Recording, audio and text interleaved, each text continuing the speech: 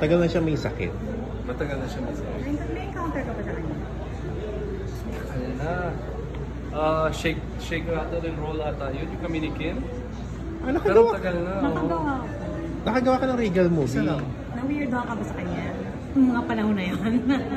Eccentric kasi si Mother. Hindi naman, pero hindi kami masyadong, parang mga ilang beses lang nakita. Kasi ano, pero syempre, ano na yun eh. Kumbaga nung nalaman ko, di ba last week ba? O 2 weeks ago yung daddy na. Magkasunod sila. Ganun talaga minsan, ganun talaga eh, di ba? Yung ano, True love. pag true love, parang inaantay na lang tapos. Pero, ilang taon na sila? 84. Turning 85. Bata pa. I mean, kahit pa paano.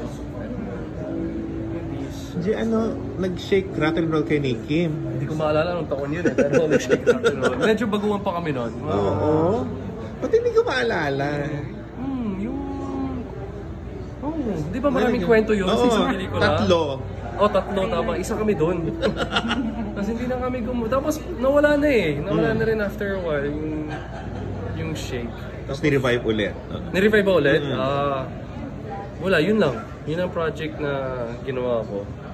Pero nakilala mo si Mother, si na-meet mo. Oo naman, pero mga 2 beses lang. Tsaka parang sa party lang, gano'n. So hindi kami nagkaroon ng ano. Pero balita ko, hindi ko alam kung si Kim yung mas gusto niya o ako eh. Pero parang may gano'n eh. Naalala ko lang eh na...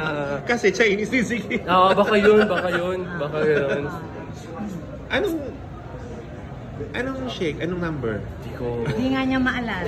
Hindi ko maalala sa Kung totoo. ikaw man, hindi mo maalala eh. Tsaka bata pa ako noon.